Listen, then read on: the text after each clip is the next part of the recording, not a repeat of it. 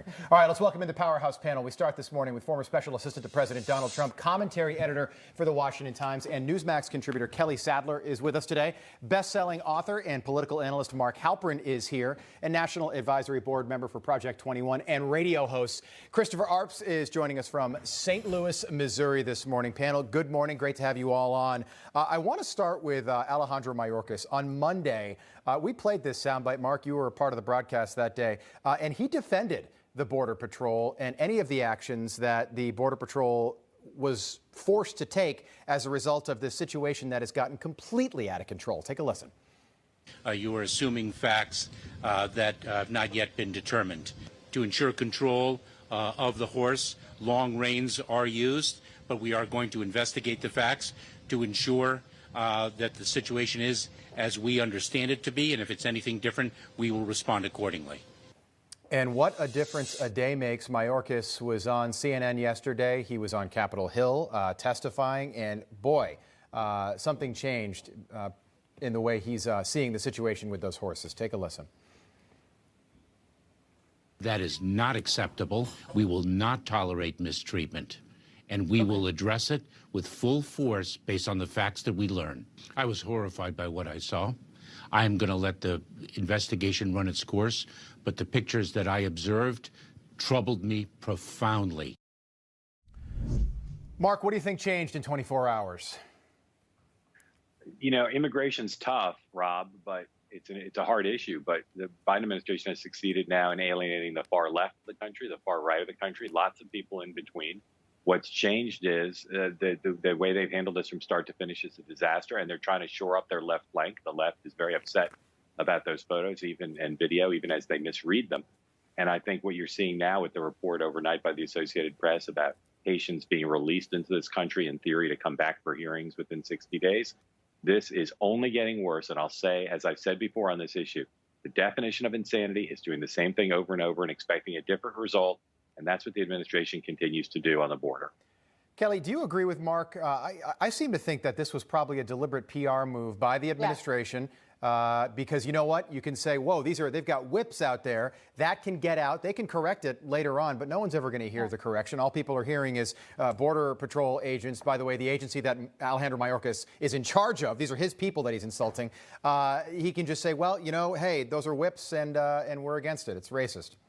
Yeah, this border crisis has not just happened, right? It's been happening since Joe Biden took office in January. And Newsmax and Fox News has been reporting on it repeatedly. August was another record high month, highest number of border crossings in 21 years. The mainstream media, though, has tried to ignore it. They've been trying to do the Biden administration's bidding. If you recall, on Friday, the FAA took down Fox News's drones when the images started appearing of this bridge and all of these Haitian migrants and the camps that they were taking, because the Biden administration did not want to confront this. It was only when these images came out and the left could advance their racist, systemic, institution narrative that they wanted to that they were forced to address this. So in some way, I mean, it was good. And now, as Mark pointed out, you have the AP that is reporting that all of these Haitian migrants, the Biden administration wants you to believe that they've got it under control and they're deporting them. Yeah. That is not the case at all. They're all coming into the interior of the U.S. Kelly, the one thing I'd say, though, is even though it's an exception to the rule, the Washington Post has been extraordinarily aggressive in holding the Biden administration accountable on immigration. So, we should highlight. Where were their photos then? I mean, this is happening on a daily basis. Thousands of migrants crossing the border. The only images that we received were from Fox News, which the administration quickly wanted to take down from the internet. It was only when they went viral. Kelly, I got to correct you there. Our own Jason Jones has been keeping us apprised of things going on at the border for the last 8+ months. His helicopter was grounded Monday. He's since been allowed. Yesterday, he was able to go back up. Yeah, it's unbelievable. All I'm saying is there's some news organizations which typically give soft coverage to Democrats that have been hard on this issue. And it's testament to what a disaster the policy is, that even the Washington Post feels obliged to go after this hard. And that's a big part of why the administration Mark, has did you problems say extraordinary? Left, right, center. Did you say extraordinary? The Washington Post has been covering this. I don't know if that's the word I'd use. They've covered it as a news story. I don't know if I'd say Newsmax has been covering this. I don't think I'd say the Washington Post. Newsmax has, but that's less of a surprise. All I'm saying is this is one story that has gotten coverage from a lot of people in the dominant media. And it's testament to what a disaster the policy is. All right, and their orientation might be more towards the left, but they're covering it, and they've broken a lot of stories on it, and I think we should give them credit for that in this case. Chris, I want to bring you in here. I'm going to play you a soundbite. This is Chris Cuomo, CNN, Joy Reid, MSNBC, and this is what the other half of the country is hearing yesterday when it comes to the situation under the International Bridge in Del Rio, Texas. Take a listen. I was not aware that whips, which come from the slavery era, were part of the package that we issue to any sort of law enforcement or government-sanctioned personnel. Were you aware that that was being issued to people? That people had that kind of equipment on them? It does smack of a bygone era of slavery, aided by reports of people being beaten, whether with a riding crop or the reins, most likely. Chris, your reaction to that? I think the whip story is getting a lot of attention because many African Americans seem to see an inconsistency in the policy. People from South America or Mexico can come into the country illegally, and they seem to be sent along.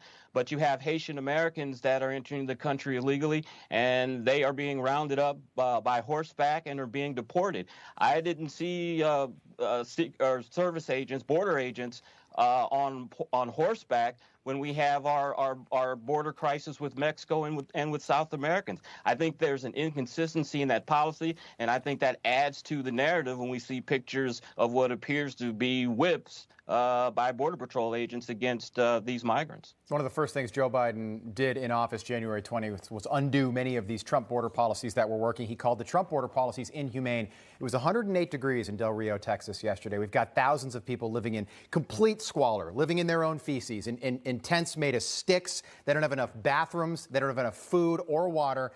And Joe Biden has the temerity to call President Trump's policies inhumane with what we're seeing right now, which is completely, this is unprecedented. We've never seen something quite like what's happening in Del Rio, Texas. All of this playing out while Joe Biden doesn't acknowledge Russia, the border, Afghanistan, or China at the United Nations General Assembly yesterday morning. We will pick that up when we come back. I just want to mention, by the way, I was in New York driving out of the city trying to yesterday. Mark, I know you're in Midtown. It was challenging, but usually the General Assembly is one of these events where you will make a speech and then hang around and kind of glad hand with allies and maybe adversaries, but the point is to make that person-to-person connection.